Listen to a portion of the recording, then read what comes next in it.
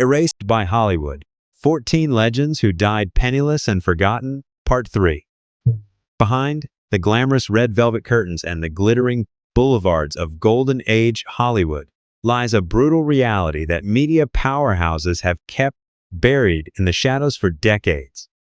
It's hard to believe that larger-than-life icons who once raked in tens of millions of dollars and breathtaking beauties who held the film capital in the palm of their hands took their final breaths in extreme poverty, drowning in debt and completely forgotten.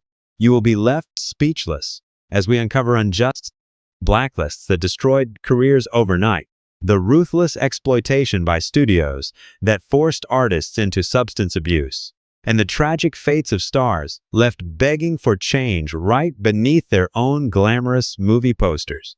This isn't just history. These are the hidden files detailing the ultimate price of fame, paid in blood and tears. Hit that subscribe button for the archive today to join us in exposing these shocking truths, pulling back the curtain on the darkest corners of the entertainment industry you never knew existed. Charlie Chaplin. Charlie Chaplin remains the most universally recognized silhouette in cinematic history, a pioneer who single-handedly transformed the silent screen into a profound language of laughter and tragedy. As the absolute mastermind behind the iconic Little Tramp, Chaplin commanded an unparalleled global influence and immense wealth, eventually co-founding United Artists to escape the predatory grip of studio executives.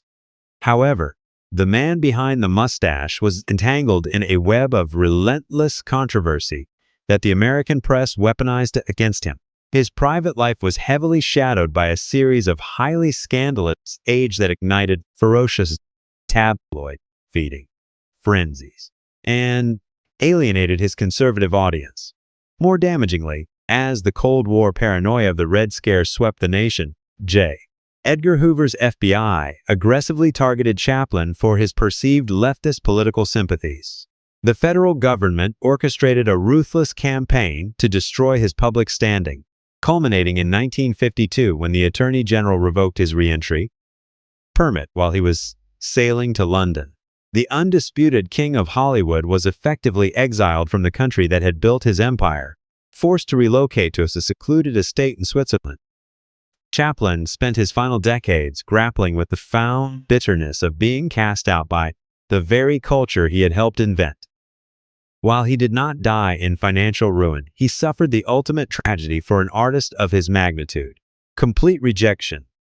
When he passed away on Christmas Day in 1977, he left behind a monumental legacy that was forever scarred by the political witch hunts and moral policing that systematically stripped him of his American throne. Marilyn Monroe. Marilyn Monroe is the ultimate, heartbreaking embodiment of the Hollywood machine.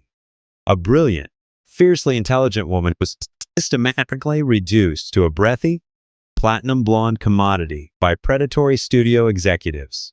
While she quickly became the most photographed and desired woman on the planet, her inner reality was a harrowing landscape of intense insecurity, chronic insomnia, and a desperate search for genuine love. 20th Century Fox exploited her manufactured, dumb blonde image with total ruthlessness, paying her a mere fraction of the massive fortunes her blockbusters generated, while aggressively micromanaging her every public movement. Behind closed doors, Monroe desperately fought to be respected as a serious, dramatic actress, only to be constantly sidelined and mocked by the industry that profited from her body. To keep their golden goose functioning on grueling film sets, unethical studio doctors heavily prescribed her a lethal cocktail of barbiturates and amphetamines, creating a severe chemical dependency that fractured her mental stability. Her personal life was defined by the traumatic instability of her childhood, which she spent her entire adulthood attempting to escape through highly publicized, emotionally devastating marriages to men like Joe DiMaggio and Arthur Miller.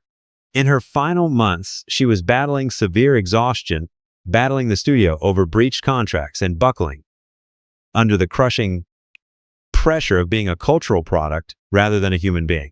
When dead from an acute barbiturate overdose, In August 1962, the world lost a deeply sensitive, misunderstood soul who had been entirely hollowed out by fame. Her death remains a chilling testament to how Hollywood manufactures immortal goddesses while entirely destroying the mortal women trapped beneath the makeup. Montgomery Clift. Montgomery Clift was the original, definitive, brooding anti-hero of the silver screen, a performer of terrifying sensitivity whose raw, authentic emotion fundamental the course of American acting.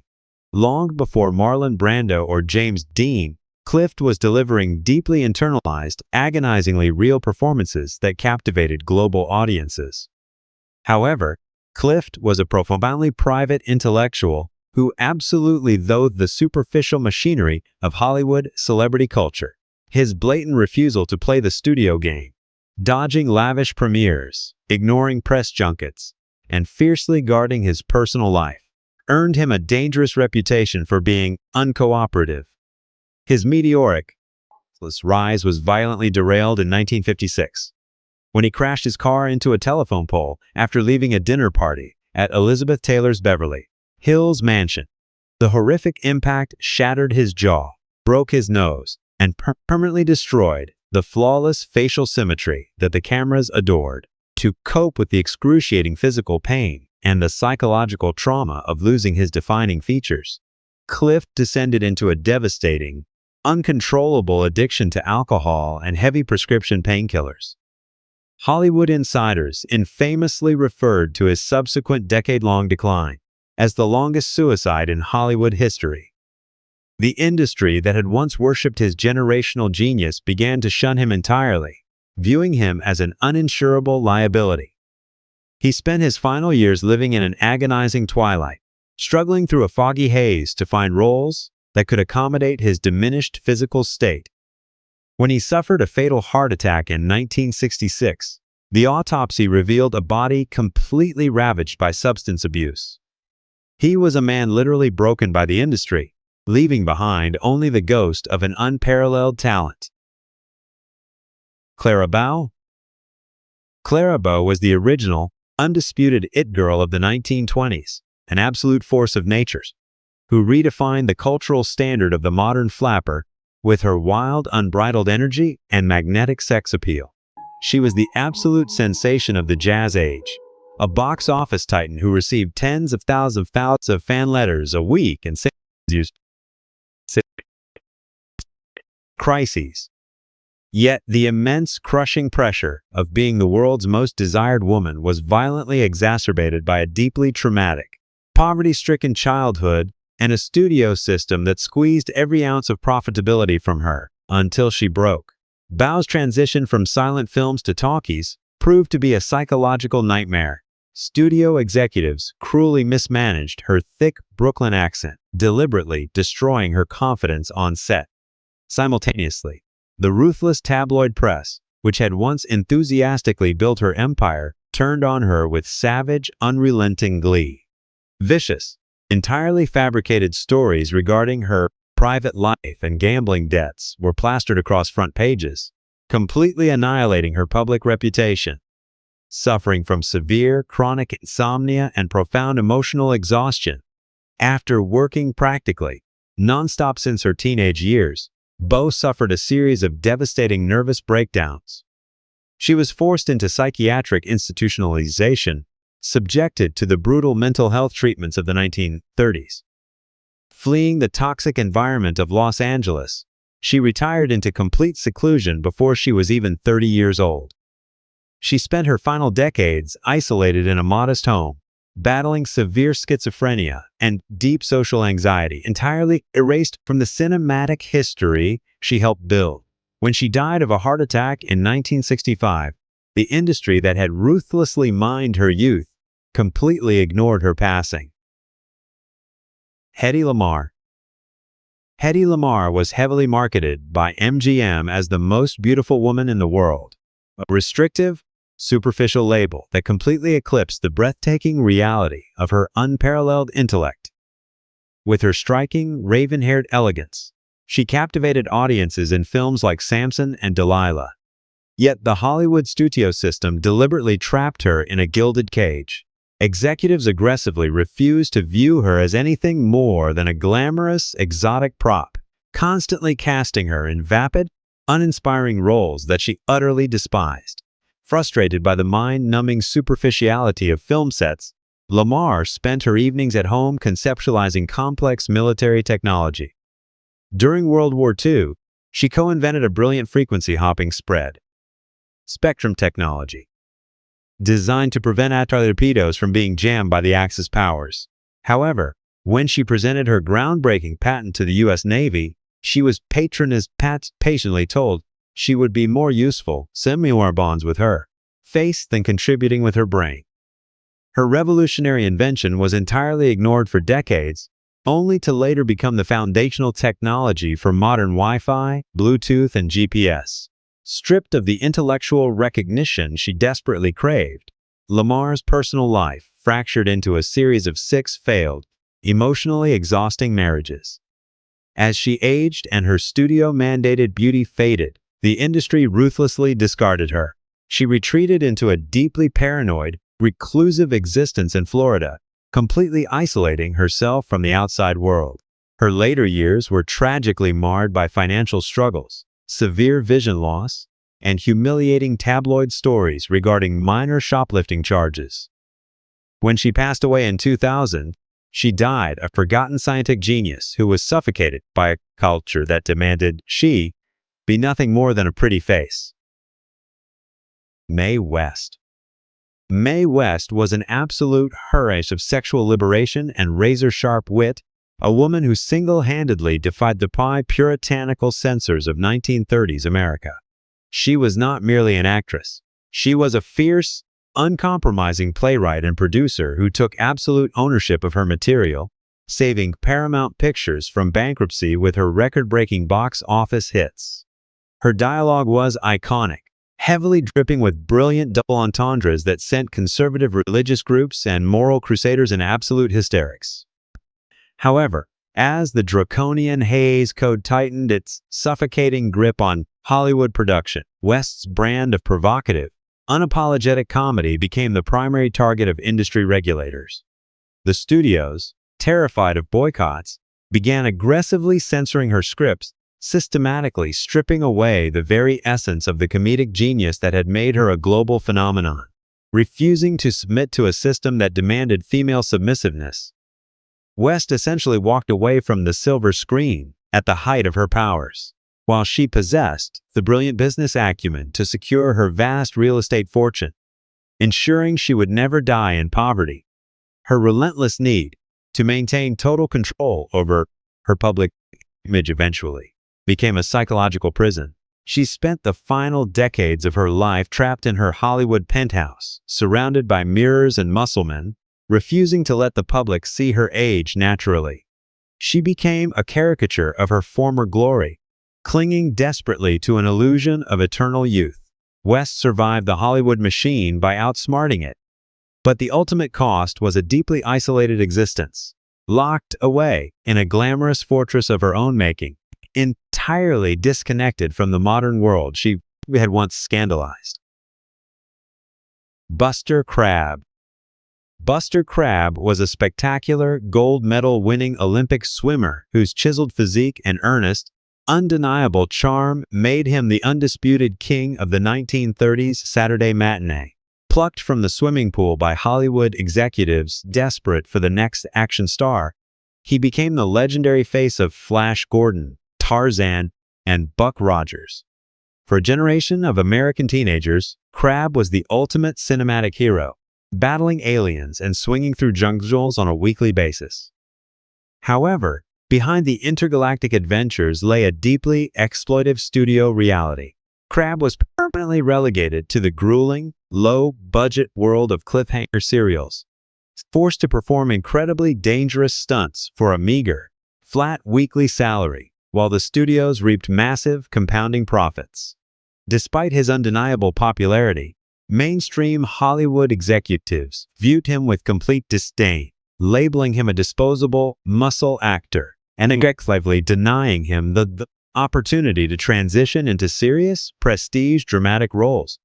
As the popularity of theatrical serials completely evaporated with the advent of television in the 1950s, Krebs' career faced a brutal, precipitous decline. The studios that had built their weekend revenues on his back instantly discarded him. Forced to provide for his family, the former superhero was reduced to acting in cheap television commercials and accepting humiliating bit parts in completely forgettable B-movies. Eventually, he abandoned acting altogether, spending his later years working as a salesman for a swimming pool company.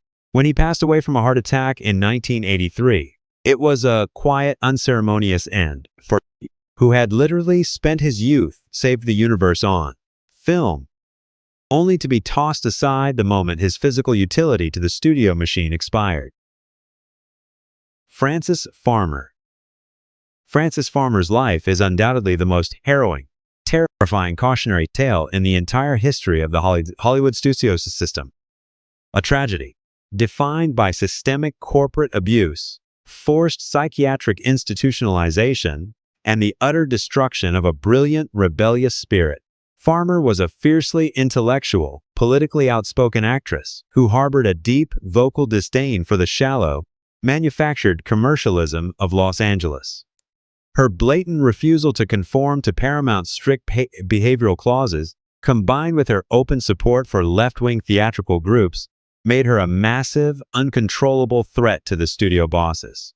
When she finally rebelled against her contracts, the industry, acting in sinister collusion with her own mother, orchestrated a vicious campaign to label her as completely mentally unstable. Following a minor traffic violation and a subsequent outburst in court, Farmer was forcefully committed to an insane asylum. She spent years trapped within the horrific, abusive walls of the Western State Hospital, where she was subjected to the most barbaric psychiatric treatments of the era, including relentless electroshock therapy, insulin shock treatments, and appalling physical abuse by the hospital staff. The terrifying ordeal completely obliterated her personality and her career. Upon her eventual release, the woman who had once been heralded as the next great star of the stage and screen was deeply traumatized and entirely incapable of navigating the world that had betrayed her so profoundly. Stripped of her dignity and her fortune, she spent her final years working as a hotel laundry clerk in Indianapolis, battling severe alcoholism. She died of esophageal cancer in 1970, standing as the ultimate, unforgivable victim of a Hollywood machine that actively destroyed any woman it could not completely control. George Reeves. George Reeves is forever immortalized as the definitive, original television Superman, a role that brought him unprecedented global fame, but quickly morphed into a permanent, suffocating curse. Reeves was a highly skilled, classically trained actor who had initially appeared in prestige films like Gone with the Wind, fully expecting to carve out a respected dramatic career. Instead, he found himself permanently trapped in a cheap, padded blue and red suit, performing on a low-budget children's program that offered absolutely zero creative fulfillment. Despite being the absolute idol of millions of children across America, Reeves was paid an insultingly low salary, forcing him to make public appearances in costume just to scrape by financially. The profound lack of professional respect he received from his peers, combined with the crushing reality that casting directors completely refused to hire him for any other role, plunged him into a state of deep, perpetual depression. Every time he stepped in front of a camera, the audience only saw the Man of Steel, effectively ending his acting career while he was still the most famous face on television. In June 1959, Reeves was discovered dead in his bedroom from a single gunshot wound to the head, while the Los Angeles police officially ruled it a suicide, a tragic result of his despondency over his stalled career. The scene was deeply contaminated. Persistent, chilling rumors of foul play involving the ruthless Hollywood fixer Eddie Mannix and his wife Toni, with whom Reeves had an affair, have haunted the case for decades. His death remains one of the darkest, unresolved mysteries of the Golden Age, the tragic end of a hero who was completely crushed by the sheer weight of his own cape. Lupe Velez. Lupe Velez, fiercely marketed as the Mexican Spitfire, was a wildly popular, incredibly dynamic actress whose vibrant, high-energy comedic performances captivated audiences throughout the 1930s. She possessed a blazing, syrupal charisma that generated massive box office returns. Yet the deeply racist Hollywood establishment weaponized her heritage to marginalize her. The studios absolutely refused to offer her leading dramatic roles, aggressively pigeonholing her into highly offensive, exaggerated ethnic stereotypes that demanded she act like a tempestuous, uncontrollable foreigner. Behind the fiery, manufactured persona, Velez was deeply sensitive, intensely vulnerable, and plagued by a profound fear of abandonment. Her personal life became a chaotic, deeply exhausting storm of intense, highly publicized romances and bitter breakups with massive stars like Gary Cooper, keeping her name constantly smeared across the gossip rags. The immense psychological pressure to constantly embody the manic Spitfire character, combined with the brutal rejection from the men she loved, eventually pushed her into a dark, inescapable cycle of despair. In 1944, discovering she was pregnant out of wedlock by a young actor who completely refused to marry her, the deeply Catholic Velez faced absolute social and professional ruin. Unwilling to endure the impending studio scandal, she meticulously staged her bedroom with flowers and lit candles before consuming a fatal overdose of seconal pills. She died at the tragic age of 36. In a final, unforgivable act of cruelty, the tabloids and urban legends completely mocked her death, circulating vile, entirely fabricated stories about her final moments. Her tragedy serves as a brutal reminder of an industry that forced its minority stars to live as caricatures, utterly destroying the real human beings trapped inside the stereotype. Thelma Todd. Thelma Todd was one of the most brilliant luminous comedic actresses of the early 1930s, a stunning performer who flawlessly held her own alongside comedic titans like the Marx Brothers and Buster Keaton. Unlike many starlets who relied entirely on studio paychecks, Todd was fiercely intelligent and fiercely independent. She successfully opened Thelma Todd's Sidewalk Cafe, a highly lucrative, elite restaurant in the Pacific Palisades that quickly became the ultimate gathering spot for Hollywood royalty. She was actively building a powerful financial empire outside the unpredictable grasp of the movie studios. However, her aggressive push for independence brought her into direct, terrifying contact with the dark, criminal underworld that covertly operated within Los Angeles. Organized crime figures, including the notorious Lucky Luciano, allegedly demanded that Todd allow them to host illegal, high-stakes gambling rings in the private rooms above her restaurant. When the fiercely stubborn actress flatly refused to be extorted by the mob, her fate was sealed. On a cold morning in December 1935, the 29-year-old star was discovered dead, slumped over the steering wheel of her luxury Lincoln convertible inside a garage. The official police report hastily ruled the cause of death as accidental carbon monoxide poisoning, entirely ignoring her broken nose, bruised throat, and blood-stained clothing. The major studios, terrified of a massive scandal that could expose their own ties to organized crime, actively pressured the district attorney to bury the investigation. Thelma Todd was silenced just as she was securing her freedom, her murder completely covered up by a corrupt system that ensured the brutal truth of Hollywood's criminal underbelly remained safely in the dark. Olive Thomas.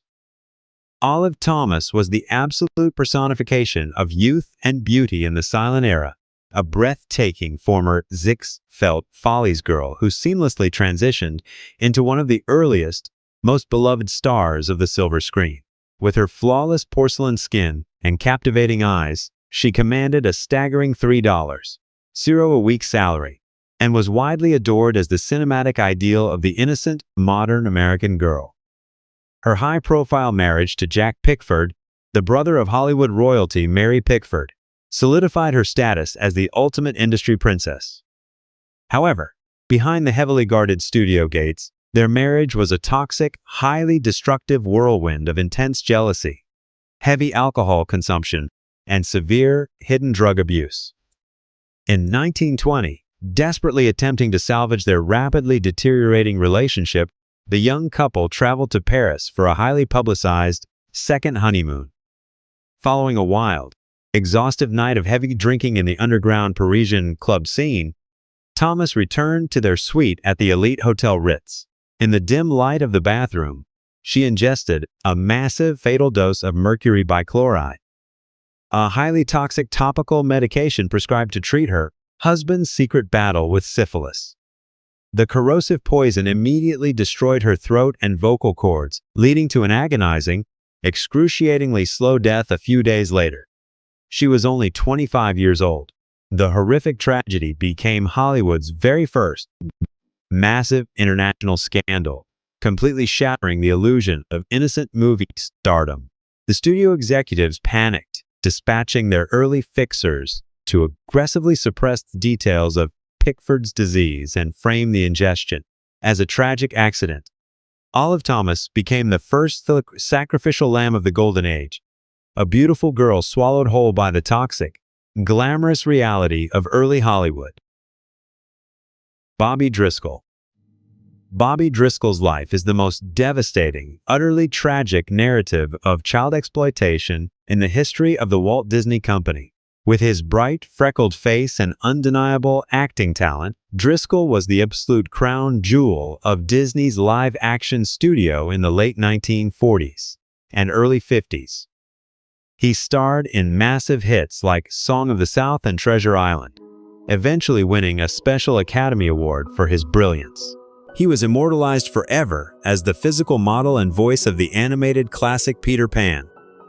He was the boy who would never grow up, but in reality, biology is unrelenting. When Driscoll hit puberty, developing a severe case of teenage acne and a deepening voice, the magical illusion shattered. In an act of stunning corporate cruelty, Walt Disney Productions abruptly terminated his contract weeks after Peter Pan was released, banning him from even entering the studio lot.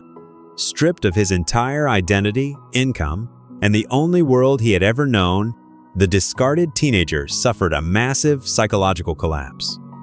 Desperate to numb the profound rejection, he plunged into a terrifying, inescapable addiction to heroin and hard narcotics. By his late 20s, the former Academy Award winner was completely unrecognizable, cycling in and out of state penitentiaries for drug possession and theft. In March 1968, children playing in an abandoned, garbage-strewn tenement building in New York City discovered the rigid, dead body of a 31-year-old man surrounded by religious pamphlets and empty beer bottles. With no identification and his fingerprints severely scarred, the coroner could not identify him. The beloved voice of T-Pan was callously dumped into an unmarked mass pauper's grave on Hart Island, entirely forgotten by the empire he helped build.